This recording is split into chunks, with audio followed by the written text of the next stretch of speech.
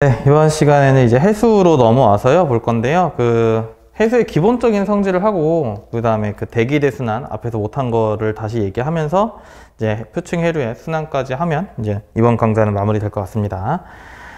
그래서 이제 대기 파트는 우리 대기대 순환 빼고는 규모별 순환을 빼고는 대기 파트는 아까 있던 태풍까지가 해서 마무리가 됐다고 보시면 되시고요. 그 다음에 이제 해수 파트로 가시면 되는데, 해수 파트가 조금 더 쉬워요. 양이 조금 더 적고 대기랑 연관이 돼 있다 보니까 대기를 어느 정도 하시는 분들은 좀 쉽게 가실 수 있습니다. 그래서 일단 해수의 기본적인 성질부터 먼저 보고 가도록 하겠습니다. 자, 해수의 성질이 나오는데요. 해수의 성질 나오는데, 처음에 이제 염분이라는 게 나와요. 이제 얼마나 짜냐, 뭐 이런 얘기겠죠. 해수의 성질이어서. 해수의 여러 가지 이제 특징을 보는 건데, 첫 번째 염분이라는 게 나옵니다. 염분. 염분이라는 건 이제 얼마나 짜냐를 얘기를 하는 거죠. 그래서 얘는 해수 1kg 속에 들어있는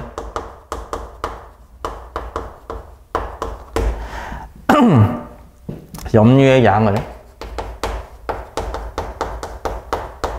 우리가 염분이라고 합니다. 그래서 염류 같은 경우는 보통 이제 염소 이온, 염화 이온 또는 이제 마그네슘, 그 다음에 뭐 황산 이온, 그래서 뭐 등등등 있는 건데 염분에 이런 게 있다라고 보시면 되시고요. 그러면 염분이라는 건 다시 쓰면 염분이라는 건 1kg 분의 염류의 양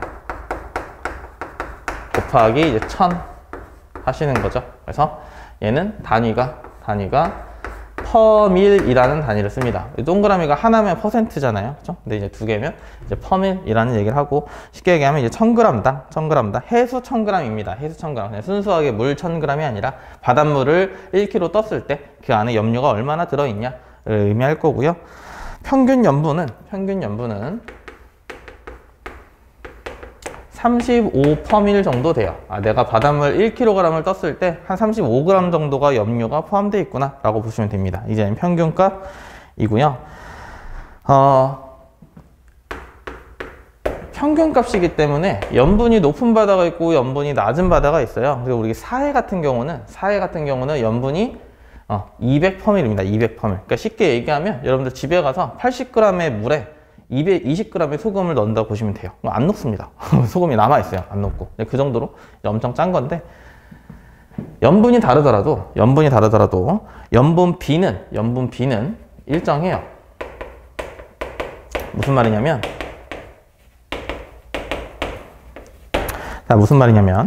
예를 들면 A와 B가 있을 때 CL-가 뭐 이런 건 없지만 그냥 10g, 5g이 있다고 가정을 하겠습니다. A 바다와 B 바다에서 우리가 염분을 측정했었지만 CL-가 이제 10g, 그다음 B는 5g이 있었대요. 근데 만약에 나트륨이 A 바다에 1g이 있었다. 그러면 B 바다는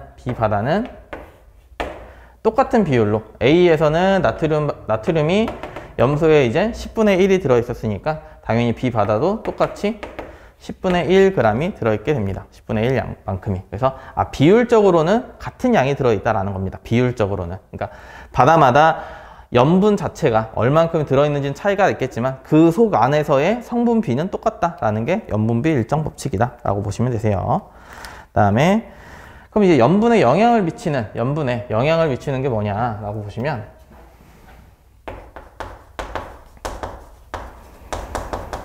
염분에 영향을 미치는 건 증발량 빼기 강수량이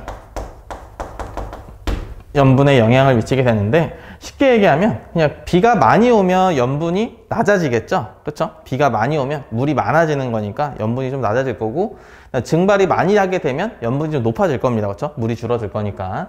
또는 아니면 뭐 물의 유입, 그러니까 꼭 비가 아니더라도 물의 유입 같은 게 있어요. 바닷물이 어디 하천에서 물이 많이 들어오게 되면 염분이 또 낮아진다, 이렇게 할 수 있습니다. 그래서 우리가 비교를 할 때 적도와 중위도가 있으면,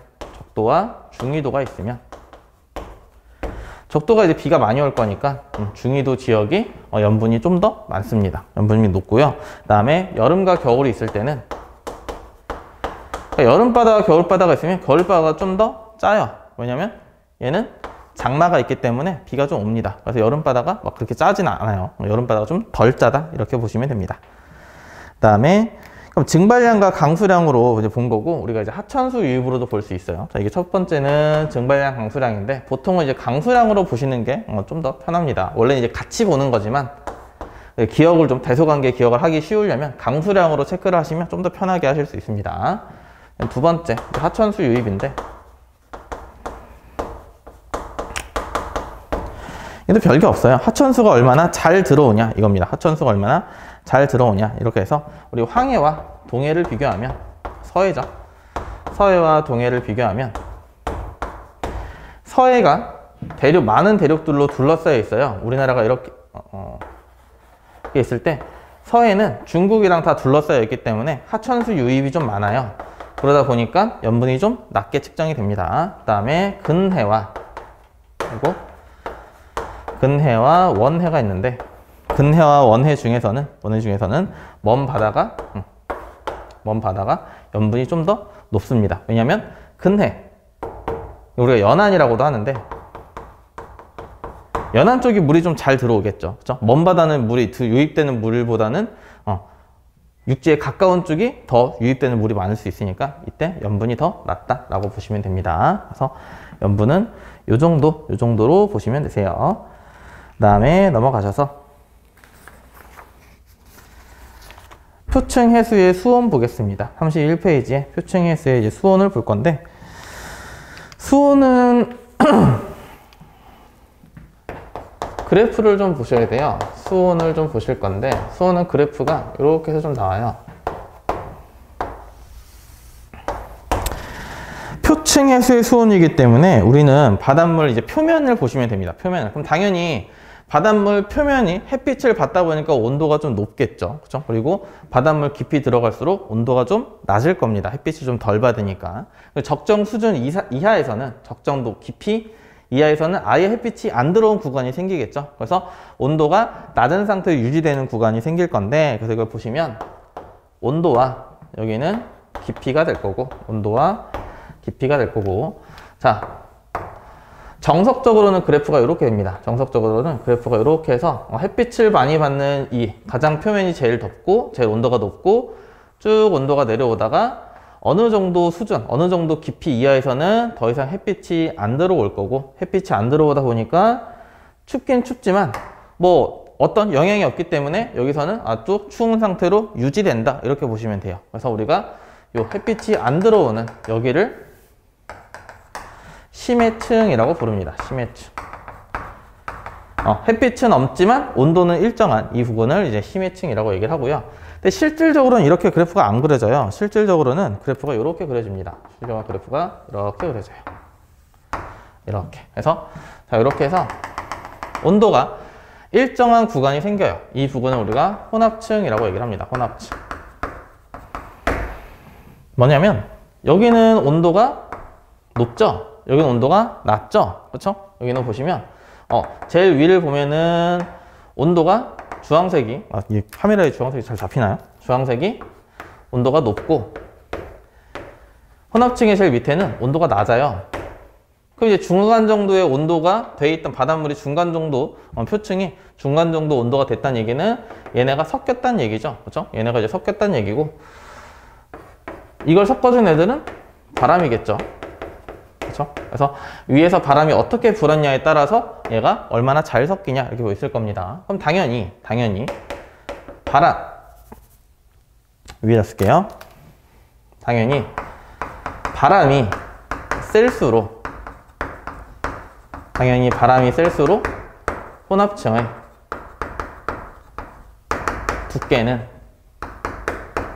두꺼워집니다. 그렇죠? 잘 섞어줄 거니까 잘 섞어주면 잘 섞어줘서 얘가 귀가 이렇게 해서 내려오게 될 거예요. 그렇죠? 자, 그다음 이 중간을 보시면 위에 부분의 온도는 높은데 밑에 부분의 온도가 낮아요. 그래서 얘는 스스로 순환을 못 합니다. 원래 높은 고온인 물체는 위로 올라가고 저온인 물체는 내려와야 되는데 이미 잘 올라가 있고 잘 내려와 있습니다. 그래서 얘는 대류가 없어요. 대류가 없기 때문에 굉장히 안정적입니다. 이러한 층을 우리가 수온약층이라고 불러요. 안정적인 층, 대류가 없어서 안정적인 층을 수온약층이라고 할 거고, 수온약층은 그러면 심해층에 있는 물질이 혼합층으로 올라가고 혼합층에 있는 물질이 심해층으로 내려오는 걸 안 해주는 거죠. 대류가 안 되니까, 섞어주지를 않다니까 얘네 둘이 섞이는 걸 방지합니다. 그래서 수온약층은 혼합층과 심해층의 물질과 에너지 교환을 차단해요. 됐죠? 여기까지. 그래서 이걸 이제 수온약층이라고도 얘기를 하고요. 또는 이제 비슷한 말로 밀도약층이라고도 얘기를 합니다. 거의 안 나오는 단어긴 한데 그래도 밀도약층 뭐 이런 단어도 있다라고 보시면 되세요. 됐죠? 그럼 이제 우리가 혼합층 같은 경우는 이미 잘 섞어준 거잖아요. 그렇죠? 이러면 안 돼요. 혼합층은 얘도 위에가 고온이고 밑에가 저온인데 그럼 왜 섞이냐? 이게 아니라 얘는 바람이 섞어주는 겁니다. 그럼 이제 혼합층은 말 그대로 섞어주는 거니까 혼합층은 이제 불안정해요. 대류가 일어날 거고. 그래서 불안정하게 됩니다. 우리 나중에 기권할 때도 배우겠지만 아예 지구 통째로 할 때 대기권 할 때도 배우겠지만 대류가 일어나고 어쨌든 물질이 잘 움직인다는 건 그만큼 불안하다는 뜻이에요. 그렇게 알고 계시면 됩니다. 그 다음에 밀도 볼까요? 수온을 봤고요. 두 번째 수온 봤고요. 그 다음에 세 번째 밀도 보겠습니다. 밀도 그냥 뭐 가볍게 밑에다 쓸게요. 밀도란 얘기는 우리가 부피분의 질량을 얘기하죠. 부피분의 질량. 단위 부피당 몇 킬로그램이 있냐, 이게 이제 밀도인 거고, 밀도에 미치는 영향. 자, 밀도에 영향을 주는 요소는 두 가지가 있어요. 수온이 낮다. 수온이 낮다는 얘기는 결국엔 부피가 작다는 얘기예요. 물 덩어리에, 보통 그걸 수계라고 얘기를 하는데, 물의 부피가 줄어든다는 얘기입니다. 근데 질량이 일정하고 부피는 줄어드는 거니까 밀도는 증가하게 되겠죠. 그렇죠? 수온이 낮아지면 밀도는 증가하게 됩니다. 그 다음에 염분이 높을수록 염분이 높다는 건 같은 부피 안에 질량을 더 많이 갖고 있다는 뜻이에요. 그래서 얘는 질량이 늘어난다는 뜻입니다. 그래서 얘도 마찬가지로 밀도가 높아지는 거다라고 보시면 됩니다. 그렇죠? 그럼 이제 반대겠죠. 수온이 높아지거나 염분이 낮아지면 밀도는 작아진다, 이렇게 하셔도 됩니다. 일단은 밀도가 커지는 조건에 대해서 한번 얘기를 해본 거예요. 그래서 밀도에 수온과 염분이 영향을 미치는구나, 이렇게 보시면 됩니다. 되셨죠? 여기까지. 자, 그다음에 32페이지에 해수의 밀도 했고요. 해수의 밀도 했고, 그다음에 33페이지에 용존 기체에 대해서 볼게요. 33페이지에 용존 기체에 대해서 보겠습니다.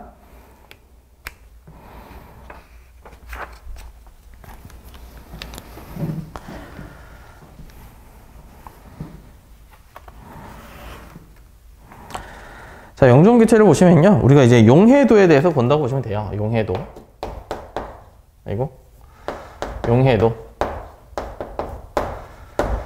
용해도는 말 그대로 얼마나 잘 녹냐입니다. 얼마나 잘 녹냐. 그럼 이제 쉽게 생각하면 그런 거 보시면 돼요. 우리가 그 사이다. 조금 다른 얘기긴 한데 기억하기 쉬우라고 예를 들면, 사이다 같은 경우는 사이다를 맛없게 먹는 방법. 사이다를 맛없게 먹으려면 끓여 먹으면 되죠. 그쵸? 끓여 먹으면 됩니다. 그리고 사이다 뚜껑을 열어 놓으면 돼요. 지울게요. 사이다를 맛없게 먹으려면 끓여 먹거나 또는 뚜껑을 열어두면 됩니다. 그렇죠? 그럼 사이다가 제일 맛있을 때는 언제냐면 냉장고에서 바로 꺼내서 바로 뚜껑을 깠을 때가 제일 맛있어요. 그렇죠? 그러면은 사이다가 맛있다는 얘기는 그만큼 톡톡 잘 쏜다는 얘기죠. 그렇죠? 그럼 그만큼 이산화탄소가 잘 녹아있다는 얘기예요. 그래서 이해하기 쉽게끔 기체의 용해도를 먼저 보겠습니다. 기체의 용해도. 똑같아요. 여기 있는 거랑 똑같습니다. 자, 기체의 용해도는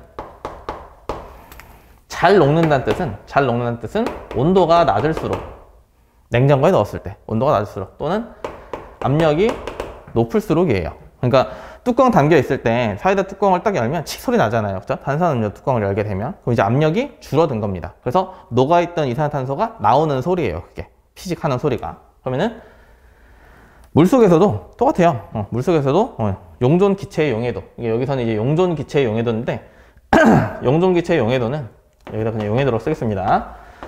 용존 기체의 용해도는 얘는 온도에는 반비례하고 수압에는 비례한다 라고 보시면 됩니다. 똑같은 말이에요.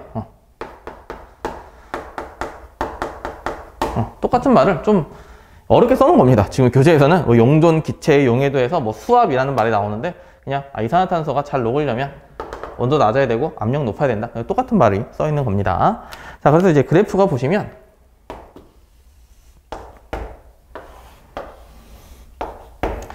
이게 이제 O2, 이제 CO2, 그리고 이제 깊이가 되겠죠. 이렇게 해서 이제 깊이. 자, 깊이 내려올수록 O2의 양은 이렇게 돼요. 이렇게 됩니다. 그래서 위에 산소가 많죠. 위에 산소가 많은 가득은 광합성이 일어났기 때문에 해수면 위쪽에는 이제 산소가 많은 거고요. 그 다음에 아래쪽에서는 햇빛이 덜 들어오기 때문에 여기서는 호흡을 해요. 애들이 호흡을 합니다. 호흡을 하게 되면 산소를 먹고 이산화탄소를 내뱉는 게 이제 호흡이다 보니까 산소 양이 줄게 되고, 그 다음에 밑에 부분을 보게 되면 얘는 언뜻 생각하면 호흡을 계속 어쨌든 광합성을 못 하니까 쭉 호흡을 해서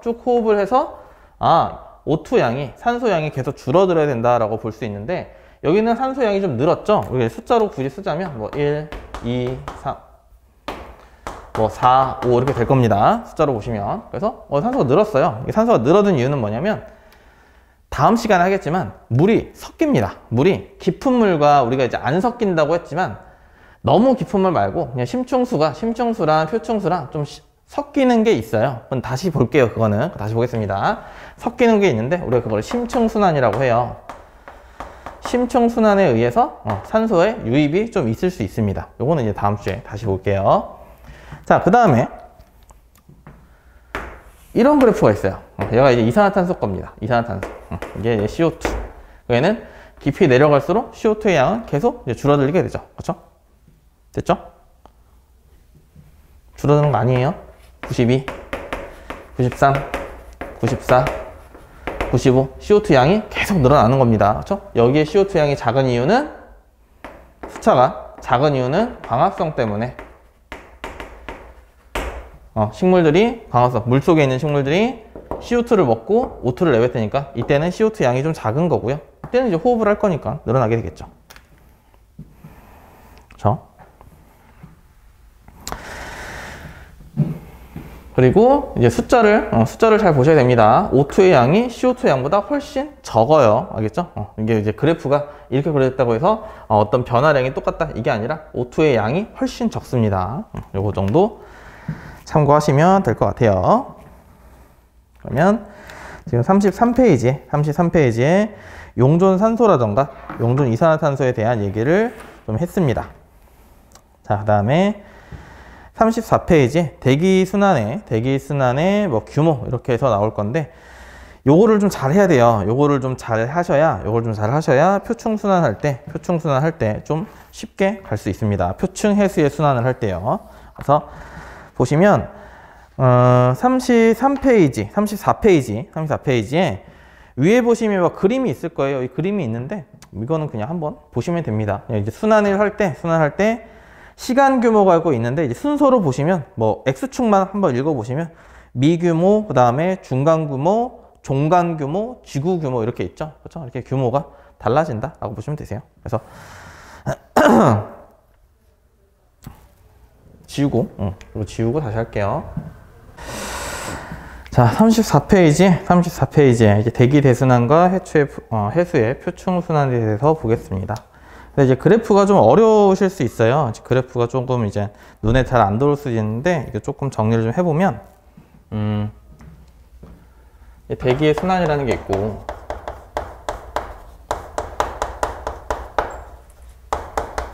이거를 뭐 시간적, 공간적에 대해서, 시간, 공간에 대해서 분류를 좀 하게 됩니다. 그래서 보시면 첫 번째 미규모 순환이라는 게 나올 거예요. 미규모 순환. 그러니까 미규모 순환이라는 건 뭐냐면 대략적으로 한 수초에서 한 수분 정도, 그러니까 몇 초, 초랑 분 단위, 초와 분 단위에서 일어나는 순환을 이제 미규모 순환이라고 얘기를 하고요. 그 다음에 두 번째는 중간규모 순환이라는 게 있어요. 그래서 중간규모 순환은 대략 한 하루를 주기로 일어나는 거. 그러니까 낮과 밤이 되겠죠. 쉽게 얘기하면 낮과 밤이 될 거고, 세 번째는 종간규모가 있습니다. 자, 종간규모는 우리가 한 일주일 정도 시간이 걸리는 순환을 이제 종간규모라고 얘기를 하고요. 종간규모부터가 일기도에 표시가 됩니다. 우리가 쓰는 일기도에 표시가 될 거고요. 그 다음에 네 번째 이제 지구 규모의 순환이 있어요. 사실 얘가 제일 중요합니다. 지구 규모의 순환이 있고요. 얘는 6개월 이상 6개월 이상 걸리는 이걸 이제 지구 규모의 순환이라고 얘기를 합니다. 자, 그리고 우리 전향력, 앞에서 했던 전향력은 중간규모 이상, 종간규모 이상일 때, 이때 전향력이 작용을 합니다. 그러니까 우리가 아까 방향 얘기할 때 내가 물체를 던진다고 제가 뭐 방향이 휘었다 이렇게 얘기를 했잖아요. 근데 그거는 여러분들 이해하기 쉬우라고 얘기를 한 거고, 우리가 물체를 백날 던져도 전향력은 작용하지 않아요. 얘는 태풍 정도는 돼야 그래야 전향력이 작용하는 겁니다. 자, 다시 넘어와서요. 그럼 하나하나 어떤 게 있는지 좀 볼게요. 자, 첫 번째 미규모 순환이었죠. 자, 미규모 같은 경우는 보통 이제 난류나 따뜻한 물 말고 그냥 어지러운 흐름, 이걸 이제 난류라고 얘기를 하는 겁니다. 예를 들면 그런 경험이 계실지 모르겠지만 가끔 아파트 단지 사이나 아니면 학생 때 운동장에 있으면 가끔 이렇게 회오리 치는 뭐 그런 게 있어요. 그런 걸 난류라고 하는 거예요. 그렇게 해서 보는 건데, 아니면 이런 것도 있습니다. 바람이 이렇게 갈 건데, 예를 들면 도심 지역에서는 빌딩들이 이렇게 있으니까 이 빌딩 때문에 마찰이 생겨서 이렇게 바람이 어지럽게 다시 분포가 되는 걸 난류라고 한다라고 보시면 돼요.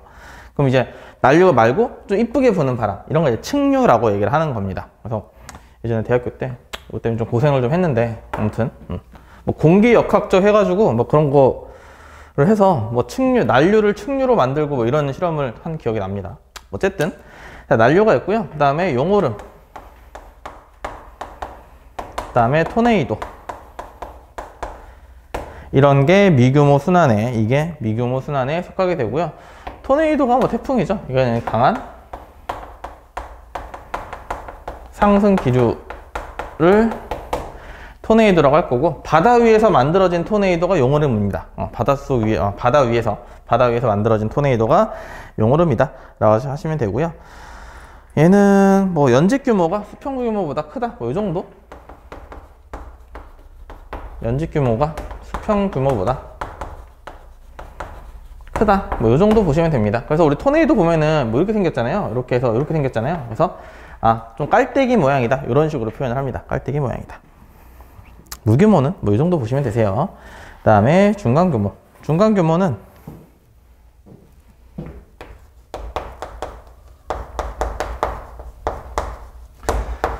중학교 때 배우는 게 하나 나와요. 우리 해류풍이라는 게 있죠. 해류풍. 해풍과 육풍 이런 거 있잖아요. 그렇죠? 낮에는 뭐 해풍이 불고 낮에는 뭐 육풍이 분다, 뭐 이런 게 있는데 보시면 얘도 이제 그림을 좀 그리면 뭐 해류풍이 있고 상국풍이 있어요. 두 개만 보시면 될 것 같은데, 자, 별거 없죠? 그렇게 해서 바다가 있고 그다음에 육지가 있을 때, 바다가 쉽게 얘기하면 육지가 빨리 뜨거워지고 빨리 식습니다. 육지가 빨리 뜨거워지고 빨리 식어요. 연료량이 작기 때문에 뭐 이렇게 얘기를 하는데, 우리가 비열이나 이런 얘기는 물리에서 하는 거니까 육지가, 땅이 빨리 뜨거워지고 빨리 식어요. 쉽게 생각하면 여름철에 해수욕장 가면은 모래 뜨겁죠, 그렇죠? 그리고 밤에 되면 길바닥이 차갑잖아요, 그렇죠? 맨발로 다니면 길바닥이 차가워. 그래서 술 먹으신 분들이 이제 길에서 주무시죠, 그렇죠? 차가우니까. 네, 그렇게 보시면 됩니다. 그래서 낮에 육지가 더 빨리 뜨거워진다. 그래서 우리가 낮 상황을 보면 육지가 이제 고온인 거고 바다가 저온인 겁니다. 상대적으로요, 상대적으로. 그래서 육지는 고온이니까 기체가 상승, 바다는 저온이니까 기체가 하강. 그럼 이제 대륙의 순환에 의해서 이렇게 될 거고, 우리는 바다 쪽에서 이렇게 불어오니까 낮에는 해풍이 분다라고 하는 겁니다. 그렇죠? 그럼 이제 밤엔 반대겠죠? 밤에는 그냥 해볼까요? 자, 밤에는 육지와 바다가 있을 때 육지가 저온이고 바다가 고온입니다. 그러니까 바다가 대기가 올라가고 이렇게 순환을 하겠죠. 그래서 육지에서 불어오는 바람이니까 이거를 육풍이다 라고 얘기를 하는 거예요. 불어오는 쪽을 항상 얘기하는 겁니다. 우리가 동풍, 서풍 할 때처럼요. 그렇죠? 이제 해류풍은 이렇게 보시면 되고요. 해류풍은 이렇게 보시면 되고, 그 다음에 산고풍을 보시면, 산고풍은 지금 교재 이제 35페이지 그림을 보셔도 돼요. 이제 해류풍 같은 경우는 그렇게 등고선보다는, 이게 등압선보다는 요 정도의 그림을 보시면 되고요. 그 다음에 산고풍 같은 경우도 이제 그림으로 보시면 되는데, 낮 볼게요. 낮에는 한번 읽어보겠습니다. 이제 산풍과 곡풍을 합쳐서 우리가 산곡풍이라고 얘기를 하는 거예요. 얘도 마찬가지로 해풍과 육풍을 합쳐서 해류풍이라고 하듯이 얘도 그냥 산풍과 곡풍인데, 자, 낮에는 이제 곡풍이 불고 밤에는 산풍이 불어요. 낮에는 산등성이가 많이 가열되어 골짜기에 고기압이 형성된다. 그래서 고기압에서 산등성이로 골바람이 분다라는 겁니다. 이게 별거 없어요. 낮에는 이렇게 산이 있을 때 낮에 등산을 하면 이렇게 바람이 불어 들어와요. 뒤에서부터 바람이 붑니다. 이게 왜 그러냐면 온도가 기압이 여기가 고기 때문에 바람이 이쪽으로 불어와요. 그래서 바람이 이렇게 올라갑니다. 됐나요? 그래서 얘는 그냥 낮에는 이것도 이제 그림보다는 그냥 이제 이미지로 생각하시는 게 좋은데, 내가 낮에 등산을 할 때는 항상 바람이 내 뒤통수에서 불어와요. 등산 한번 해보세요. 주말에 등산을 해보시면 아시게 될 겁니다. 그럼 이제 밤에는 반대겠죠. 그럼 우리 항상 반대만 생각하면 되니까 밤에는 위에서 이렇게 내려오게 됩니다. 밤에 등산하게 되면 바람이 내 얼굴에서부터 오게 돼요. 그래서 얘가 이제 산곡풍이다 라고 보시면 됩니다. 이건 뭐 그렇게 중요한 건 아니어서. 자, 그 다음에 이제 종간규모. 종간규모는 뭐냐면요. 종간규모. 쓸게요. 종간규모는 우리가 지금까지 한 거 있잖아요. 그렇죠? 뭐 정체성 고기압, 이동성 고기압 이렇게 했죠. 그렇죠? 정체성 고기압. 정체성 고기압에는 북태평양 기단이랑 그 다음에 뭐가 있다고 했죠? 시베리아 기단이 있었죠. 그렇죠? 여름철과 겨울철에 확실하게 정체가 뚜렷하다 뭐 이렇게 얘기를 했어요. 물론 그거 아닙니다. 그 뜻 아니에요. 단어상은. 그래서 머물고 있다는 뜻입니다. 정체란 얘기는 그냥 외우기 쉬우려고 정체가 뚜렷하다, 여름 겨울 특징적이다 이렇게 그냥 외운 거지 그 뜻 아니에요. 그 다음에 이동성 고기압, 말 그대로 이동을 잘한다. 이동성 고기압은 양쯔강 기단이다 라고 보시면 됩니다. 양쯔강 기단. 그래서 이제 우리가 종간규모라고 얘기를 하는 건 요 두 가지랑, 그 다음에 온난 고기압, 한냉 고기압이 있어요. 요건 대기대순을 하면서 다시 보겠습니다. 그거는. 그 다음에 여기는 온난 고기압이랑 한냉 고기압. 요거는 다시 보도록 하겠습니다. 그럼 이제 고기압 말고 우리 저기압도 했죠? 저기압은 뭐 했죠? 열대 저기압, 태풍이랑 온대 저기압 이렇게 생긴 거 했죠? 그렇죠? 이렇게 해서 온난 전선이랑 한냉 전선 이렇게 있는 걸 했습니다. 그렇죠? 자, 아이고, 분필이 없네요. 그럼 이제 지구 규모에서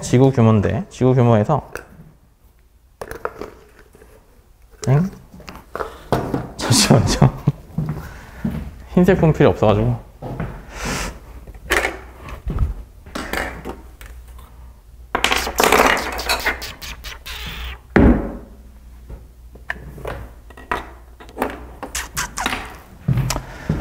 자, 보시면 지구 규모로 갈 건데, 지구 규모, 이게 대기대순환이라고 보시면 돼요. 이게 이제 아마 지구과학 만약에 고등학교 때 공부하신 분들이나 하시면 여기 뭐 다 기억이 나실 거긴 한데, 그 제일 양이 많다고 보시면 됩니다. 대기대순환인데,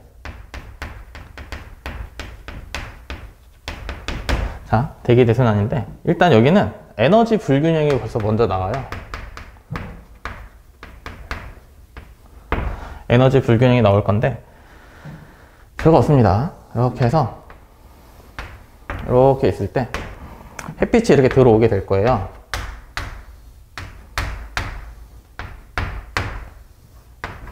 이렇게 들어오게 될 거고, 여기가 뭐 그래서 뭐 30도 지역, 60도 지역, 90도 지역이겠죠. 그리고 여기는 0도, 뭐 적도 지방이 될 겁니다. 이렇게 있을 건데, 자, 햇빛이 원래 들어오는 태양 복사 에너지의 양은 뒷부분에서 또 우리 우주 파트 하면서 배우겠지만 단위 면적당 얼만큼 들어오냐 이렇게 얘기를 해요. 근데 이렇게 말하면 또 좀 그렇잖아요. 그렇죠? 우리도 이런 거 별로 안 좋아하니까 좀 쉽게 얘기하면 이렇게 생각하시면 돼요. 자, 적도는 사람이 이렇게 서 있는 거고, 중위도는 이렇게 서 있고, 고위도는 이렇게 서 있습니다. 그러면 해가 뜰 때 자, 아침 8시, 아침 10시, 낮에 점심시간 12시 하면 이때가 제일 덥죠? 그렇죠? 이때가 제일 더운 이유는 간단해요. 햇빛이 다이렉트로 나를 때리니까 이때가 제일 더운 겁니다. 그러면 햇빛이 다이렉트로 나를 때리는 적도 지역이 제일 에너지가 많이 들어온다고 보시면 돼요. 물론 전문적으로 얘기할 수 있지만 우리 기억하기 쉽게끔 얘기하면, 자, 그러면 적도 지역이 제일 햇빛이 많이 들어오고, 그 다음 비스듬히, 그 다음에 아예 수평으로 들어오는 이때가 제일 에너지가 적다라고 하는 거고요. 그러면 적도 지역은 에너지가 많이 들어오는 상태이고, 고위도 지역은 에너지가 부족한 상태다라고 보시면 됩니다. 그럼 에너지가 많고 에너지가 부족하니까 얘네가 이렇게 순환을 해줘요. 누가? 대기와 해수가 순환을 하면서 부족한 쪽에는 좀 채워주게 됩니다. 자, 이런 걸 대기대순환이라고 얘기를 하는 건데, 물론 이제 해수의 순환도 이제 배우게 될 거예요. 일단은 대기만 보도록 하겠습니다. 그래서 에너지가 많고 에너지가 적다. 그럼 이제 이렇게 보는 거예요. 여기가 에너지가 많아? 그러면 여기는 계속 더워져. 이건 아니잖아요. 그렇죠? 여기 더운 지역이지만 더운 상태 유지. 그리고 여기도 추운 지역이지만 추운 상태 유지. 이렇게 되겠죠? 그래서 이게 그렇게 유지가 되는 이유는 에너지의 순환을 대기가 해준다. 해수랑 대기가 에너지의 순환을 시켜주니까 얘네가 에너지의 불균형이 해소될 수 있다라는 겁니다. 다시 쓰면 대기와 해수의 순환으로 인해서 에너지 불균형이 해소될 수 있다라는 거고요. 자, 그래프로 보면 그래서 에너지 양이라고 할게요. 에너지 양이고, 이제 위도라고 했습니다. 위도. 그래서 0도, 90도, 90도 이렇게 있을 때 그래프가 이렇게 있는 게 있어요. 이렇게 있는 게 있는데, 지금 이 주황색 이렇게 그린 그래프가 있고요. 그 다음에 이렇게 보라색으로 그린 그래프가 있어요. 이렇게 있을 때 지금 적도 지역에서 값이 더 큰 이 주황색 그래프가 태양 복사 에너지입니다. 태양 복사 에너지. 그러니까 인풋이죠. 나한테 들어오는 에너지가 이제 태양 복사 에너지인 거고, 그다음 보라색은 지구 복사 에너지, 방출하는 에너지입니다. 지구가 뱉어내는 에너지입니다. 얘는 아웃풋이 되겠죠. 그럼 지금 여기 교점이 어딘지는 모르겠지만 어느 지점까지는 태양 복사 에너지가 지구 복사 에너지보다 양이 많아요. 그렇죠? 그래서 여기가 에너지가 많은 상태고, 어딘지 모르겠지만 여기서부터 극지방까지는 지구 복사 에너지 아웃풋이 많기 때문에 에너지가 부족한 상태가 됩니다. 그래서 이 부분이 한 38도 정도가 돼요. 위도 38도 정도가 되고, 이 38도 정도, 여기 위도 38도 정도까지는, 자 보시면 0도의 에너지도 1도 에너지, 2도, 3도, 4도, 5도, 6도, 7도 해서 38도까지 에너지가 전부 다 갈 수 있는 상태인 거죠. 그렇죠? 그래서 38도일 때 이 지역에서 에너지 이동량이 제일 많다, 이렇게 얘기를 좀 합니다. 에너지 이동량이 제일 많다, 이렇게 표현을 해줘요. 그 다음에 대칭적이기 때문에 우리 보시면 요 넓이 이렇게 볼까요? 자, 요 넓이를 A, 이 넓이를 B, 그 다음에 여기 넓이를 C라고 한다면 A와 C를 더한 게 B랑 똑같다, 이런 식도 성립하게 됩니다. 결국엔 에너지의 합을 다 더하면 0이라는 뜻이에요. 에너지의 평형이 이루어진다, 이렇게 일단 뜻입니다. 자, 그 다음 보시면요, 37페이지를 보시면 이제 헤들리 모양과 이제 페렐 모양이 있는데, 해서 표층 해류의 순환 여기까지 하면 되겠네요. 그래서 헤들리 모양이 있는데, 보시면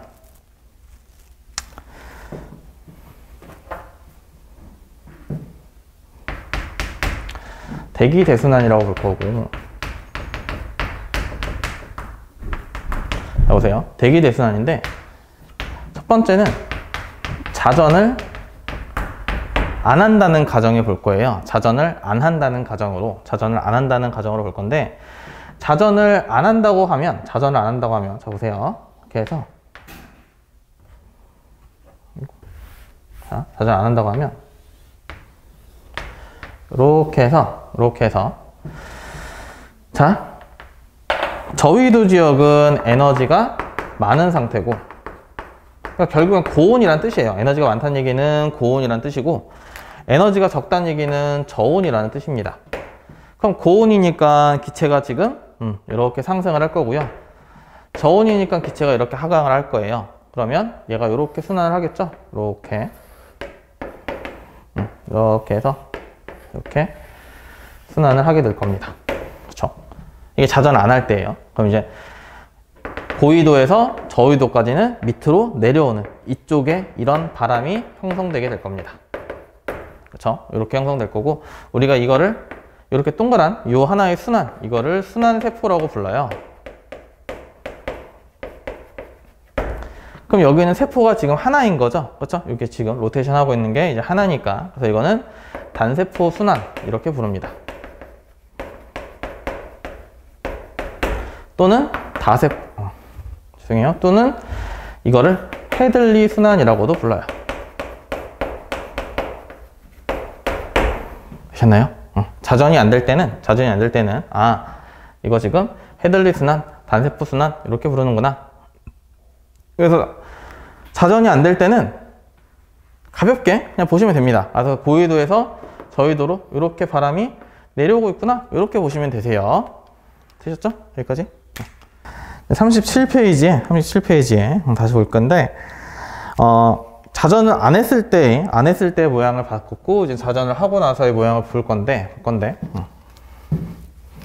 칠판이 아직 덜 말랐지만 그냥 진행하겠습니다. 중요하진 않아서. 자, 다시 볼게요. 대기 대순환을 볼 건데, 조금 더 정리를 하자면, 지금 첫 번째, 자전을 안 했을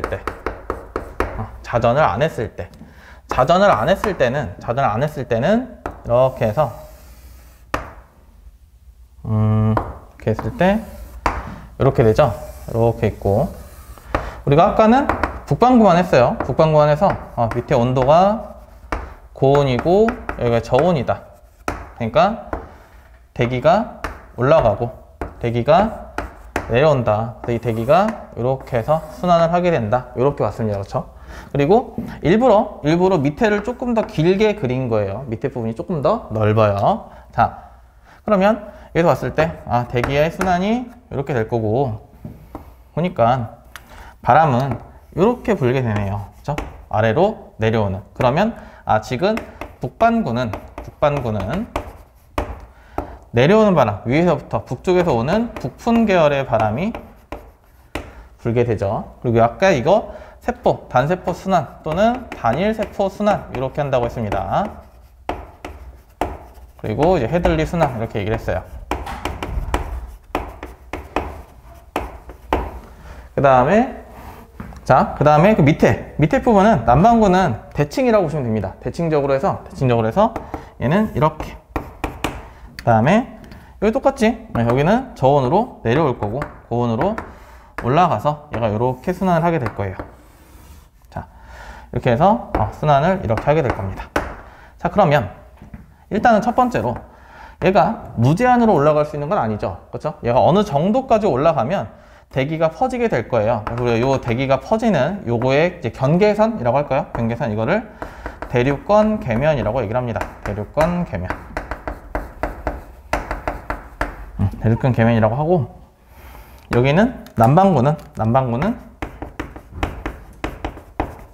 그럼 이제 남쪽에서부터 불어오르는 방향이니까 남풍이 불게 되죠. 그렇죠? 여기까지. 자, 이게 이젠 대기의 순환, 자전을 안 할 때고, 두 번째, 이게 중요합니다. 자전을 할 때. 그럼 실제로 지금 이게 되고 있는 거죠. 자전이 되고 있는 상태이기 때문에 이게 맞는 거고, 보시면 북반구만 그릴게요. 남반구는 대칭이기 때문에 북반구만 그리겠습니다. 북반구만 그렸을 때 이렇게 해서 이렇게 될 거고, 그 다음에 이 정도에서 지금 30도 지역, 60도 지역, 여기는 극지방, 여기는 적도 지방이 되겠죠. 그렇죠? 자, 똑같아요. 0도 지역은 온도가 높고요. 0도 지역은 온도가 높고, 그 다음에 극지방은 온도가 낮습니다. 그렇죠? 그러니까 대기가 상승을 할 거고, 대기가 하강을 할 겁니다. 그렇죠? 그러면 당연히 저거랑 똑같이 순환을 할 건데, 자, 보시면 자, 고온 여기 가서 쭉 가서 대기가 대륙권 계면을 만나서 이렇게 퍼질 거예요. 이렇게 퍼질 건데 얘는 30도 지역은, 위도 30도 지역은 이 적도 지역에 비하면 상대적으로 저온이죠. 그렇죠? 위로 올라가니까 상대적으로 30도 지역이 저온이에요. 그러면 대기가 이렇게 내려오게 됩니다. 그렇죠? 차가우니까 내려오게 돼요. 온도가 낮아졌으니까. 자, 그 다음에 여기도 마찬가지로 극지방에서 60도 지역 바람이 이렇게 불어올 건데 60도 지역은 극지방에 비하면 고온입니다. 그쵸? 극지방에 비하면 밑으로 남쪽으로 내려온 거니까. 그럼 대기가 이렇게 상승을 하게 돼요. 그럼 당연히 대륙권 계면에 맞췄을 거고, 이렇게 해서 순환을 하게 됩니다. 그쵸? 그럼 빨간색도 마찬가지로 화살표 가고 30도에서 내려오고, 얘가 이렇게 해서 순환을 하게 될 거예요. 그쵸? 그럼 이제 위에 있는 순환과 밑에 있는 순환은 온도의 변화로 인해서 순환을 한 거고, 열적 순환을 한 거고, 이걸 직접적으로 자기가 바꾼 거죠. 순환을 한 거고, 그러고 나니까 직접적인 순환을 했어요. 그래서 이거를 헤들리 순환이라고 불러요. 근데 얘도 헤들리 순환이고 얘도 헤들리 순환이면 헷갈리니까 위에 거는 헤들리 순환이 맞긴 맞지만 이거를 극순환이라고 이름을 붙입니다. 됐죠? 여기까지. 자, 그러면 요 가운데 부분은 대기가 올라가니까 같이 올라가야 되고, 대기가 내려오니까 같이 내려와야 돼요. 그렇죠? 그래서 순환을 하게 되면 이렇게 순환을 하게 될 거고, 그럼 얘는 주변에 있는 순환에 의해서 간접적으로 순환을 하게 된 거고, 간접 순환을 했고, 이거 이름을 페렐 순환이라고 얘기를 합니다. 그렇죠? 여기까지. 자, 그리고 30도 지역을 보니까, 위도 30도 지역을 보니까, 대기가 내려오죠? 그쵸? 그래서 여기는 고압대예요, 고압대. 대기가 누르고 있는 고압대이고, 여기는 비교적 추운 지역이잖아요. 극지방이니까. 그래서 추운 지역이기 때문에 여기는 한대전선대 이렇게 얘기를 합니다. 한대전선대, 그 다음에 여기는 아열대 고압대. 그리고 아열대 고압대. 이렇게 표현을 해요. 자, 그러면 아열대 고압대 30도 지역은, 위도 30도 지역은 고압대예요. 고압대라는 얘기는 하강기류란 얘기고, 하강기류란 얘기는 구름이 안 생긴다는 얘기죠. 구름이 안 생긴다는 얘기는 비가 비교적 적다는 얘기고, 그러니까 30도 지역에서는 사막이 자주 등장합니다. 주요 사막들이 다 30도 지역에 위치하게 돼요. 됐죠? 여기까지? 자, 그리고 바람을 불어보면 극지방에서 60도, 90도에서 60도까지는 바람이 이렇게 그려지고, 30에서 60은 위로 올라가는, 30에서 0도, 0에서 30도는 아래로 내려오는 바람이 됩니다. 그쵸? 근데 우리는 뭘 알고 있냐면, 전향력이 북반구는 오른쪽이라는 걸 알고 있어요. 그쵸? 북반구는 오른쪽이다. 그러면 바람이 불었을 때 오른쪽에 힘을 받으니까 얘는 이렇게 바람이 꺾이게 되고요. 여기는 밑에서 볼까요? 얘는 바람이 내려올 건데, 내려오는 걸 봤을 땐 오른쪽이 이쪽이죠. 그쵸? 오른쪽이. 그래서 얘는 바람이 이렇게 불 겁니다. 그쵸? 여기도 모양은 지금 여기 헤들리 순환과 모양이 똑같으니까 얘는 모양이 이렇게 되겠죠. 그쵸? 그래서 밑에 있는 얘를 우리가 북동쪽에서 불어오면서 이걸 무역할 때 많이 썼대요. 그래서 여기 이름을 북동무역풍.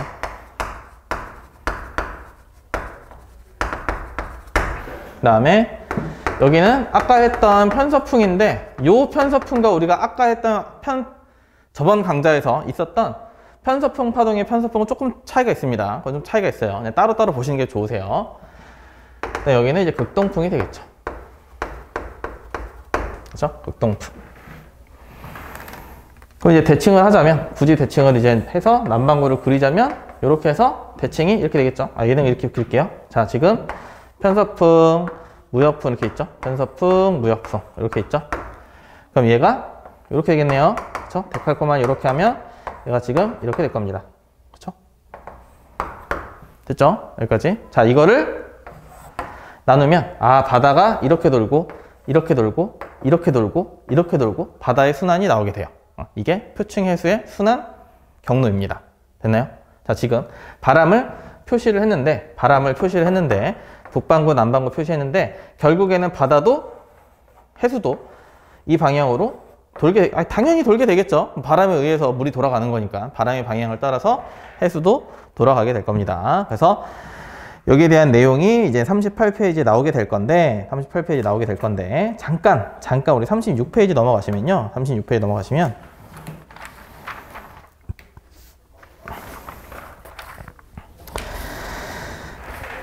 이건 그냥 보고 넘어갈게요. 36페이지에 온난 고기압이랑 한냉 고기압이라는 게 있어요. 온난 고기압과 한냉 고기압이 있는데, 자, 온난 고기압과 한냉 고기압. 얘는 뭐냐면 온난 고기압은 일단, 온난 고기압 한번 읽어보겠습니다. 아열대 해상 30도 부근에서, 여기. 아열대 해상 30도 부근에서 수렴된 공기가 하강하면서 단열 압축돼서 주위보다 온도가 높다. 무슨 말이냐면, 지금 이렇게 공기가 모였어요. 그쵸? 여기가 지금 일단 고온입니다. 얘는. 그쵸? 고온 상태에서 얘가 내려와요. 근데 이게 내려오면서 단열 압축을 합니다.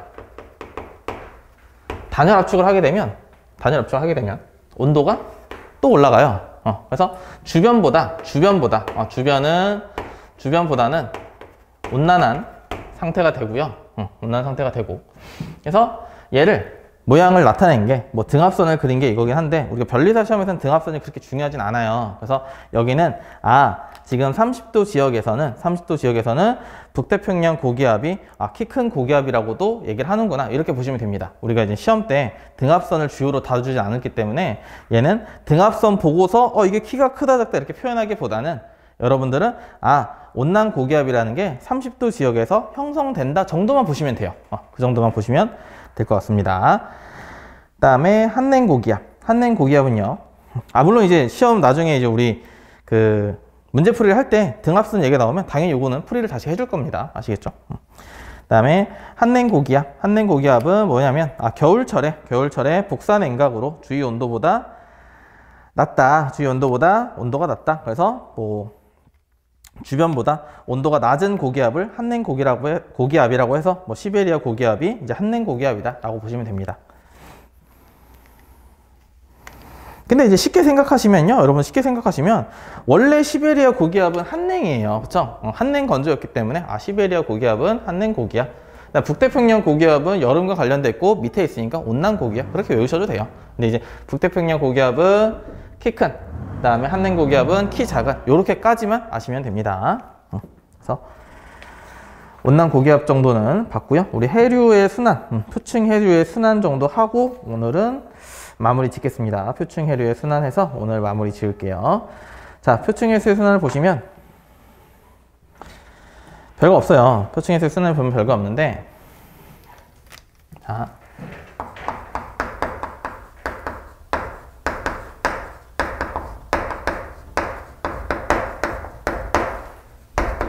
자, 표층 해수는 어차피 우리가 대기의 순환을 따라가게 된다고 얘기를 했죠. 대기의 순환을 따라가게 된다라고 했고요. 자, 원인은 지속적으로 부는 바람입니다. 지속적으로 부는 바람. 얘가 이제 원인이 될 거고요. 그 다음에 방향을 보는데 크게 보면 이 순환이 맞긴 맞는데 좀 더 디테일하게 보면 방향을 좀 아셔야 돼요. 얘가 북반구가 있고 남반구가 있는데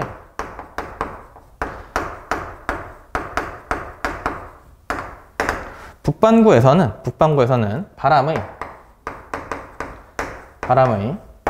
오른쪽 45도 방향으로 해수가 흐름이 생겨요.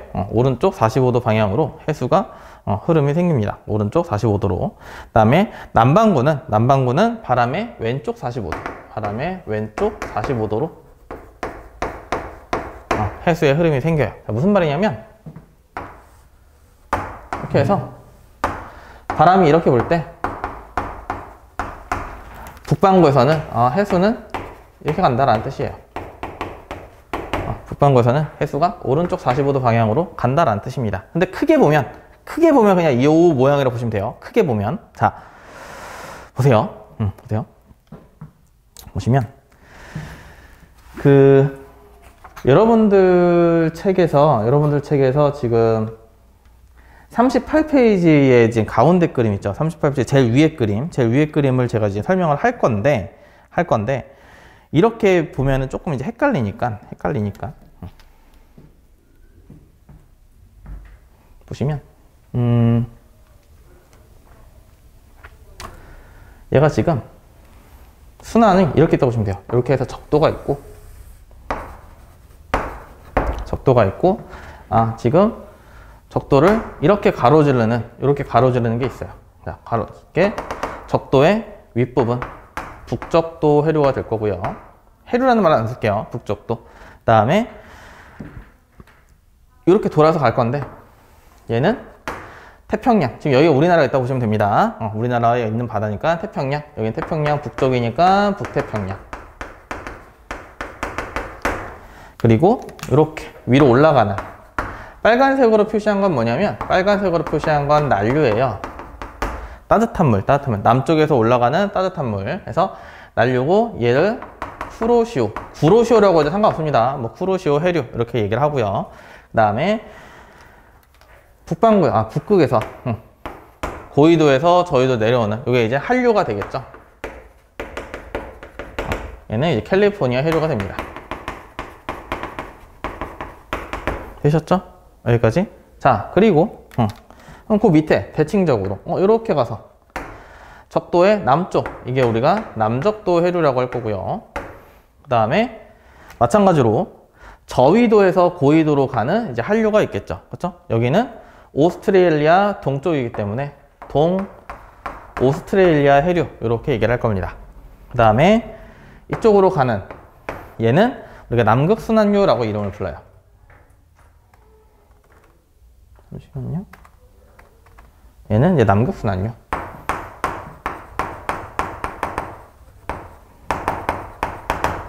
그 다음에 잠시만요. 그 다음에 올라가는 얘 이제 또 한류가 되겠죠. 고위도에서 저위도로 오는 얘가 이제 페루 해류가 됩니다. 페루. 그렇죠? 그리고 북적도와 남적도, 자 지금 요 해류를 보시면, 자 얘가 지금 왼쪽으로 이렇게 물을 보낸 상태잖아요. 그 왼쪽에 물이 많아요. 그러니까 물이 많아서 얘가 역으로 불어오는 해류가 또 생깁니다. 왼쪽에 물이 많기 때문에 이걸 우리가 적도 반류라고 불러요. 적도 반류. 근데 여러분 사실상 그냥 흰색이랑 빨간색, 초록, 파란색 정도 보시면 됩니다. 그 다음에 자 옆에까지 이렇게 해서 요것도 이제 북태평양. 당연히 요것도 북적도. 그리고 얘는 멕시코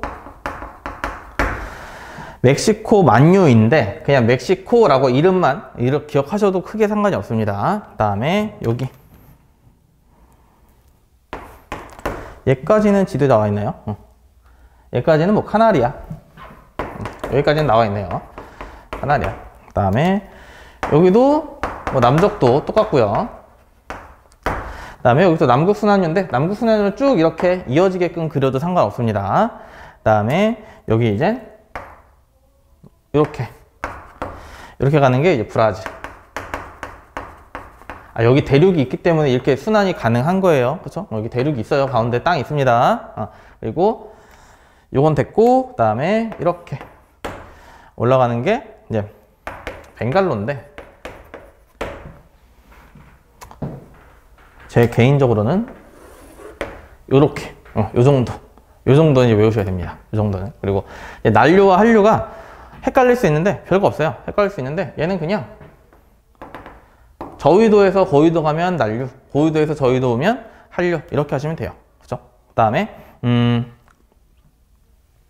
보시면 우리가 무역풍이 지금 무역풍이 이쪽이고 편서풍이 이쪽이잖아요. 그렇죠? 무역풍이 이쪽이고 편서풍이 이쪽이에요. 그럼 죄송해요. 해수의 방향이 바람의 45도죠. 그렇죠? 오른쪽 45도. 그러니까 이 위에서는 45도. 이렇게니까 지금 이게 해수의 흐름이 될 거고, 밑에서는 오른쪽 45도니까 이쪽으로 해수의 흐름이 될 겁니다. 그렇죠? 그러니까 이렇게 따졌을 때 밑에 지역은 바람의 오른쪽이니까 지금 이렇게 오른쪽으로, 얘도 바람의 오른쪽, 이렇게 됐죠? 그래서 해수의 흐름은 여기를 따라간다인데, 솔직히 이거보다는 요 이름 외우고 한류, 난류 외우시는 게 좀 더 여러분들한테 유리하세요. 되셨죠?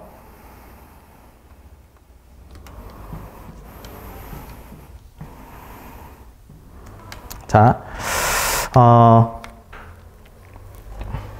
추가적으로 몇 가지 특징 정도만 더 보고 마무리 짓겠습니다. 자, 표층 해수의 수온인데, 표층 해수의 수온.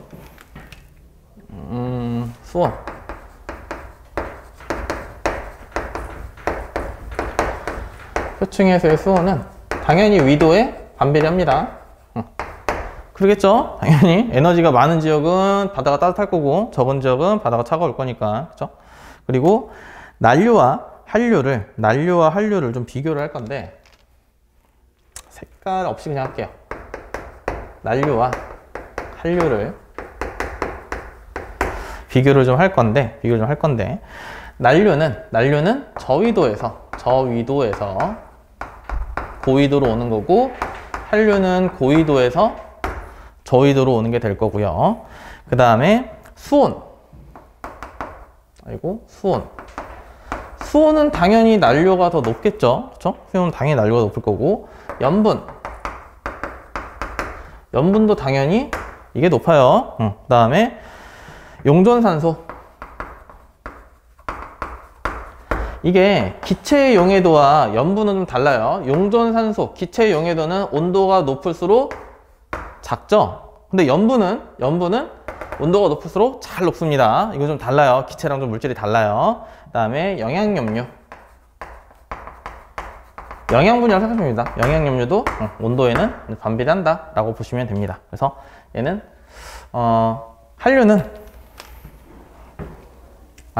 난류는 열을 방출하게 되겠죠. 저유도는 원래 뜨거운 물인데 추운 지역으로 왔으니까, 여기는 추운 지역에서 더운 지역으로 왔으니까 열을 흡수하게 될 겁니다. 그렇죠? 그래서 여기까지 하시면 대략 이제 우리 대기는 다 끝냈고요. 대기 다 끝냈고, 해수에서도 한 반 정도는 끝났다고 보시면 됩니다. 우리 그 뒤에 있는 심층순환과 엘니뇨 라니냐, 여기는 다음 시간에 다시 보게 될 거고, 이제 우리 대기를 움직이는 힘도 했잖아요. 그래서 해수를 움직이는 힘까지 다음 주에 정리하고, 그 다음에 지구 전체를 볼 건데, 우리가 그 지질학을 하면서 지구에 대한 얘기를 어느 정도는 했어요. 지구, 대기, 해수를 하면서 어느 정도 지구에 대한 얘기를 했기 때문에 지구 파트가 양이 많지는 않을 겁니다. 근데 이제 우리는 우주 파트에서 조금 고생을 좀 할 거예요. 천문 파트에서 조금 거기가 어렵기 때문에 그 부분 이제 해주시면 됩니다. 그래서 오늘 여기까지 해서 대략적으로 여러분들 한 절반 정도는, 지구의 절반 정도는 하셨다고 보시면 됩니다. 저는 다음 시간에 다시 보도록 하겠습니다. 감사합니다.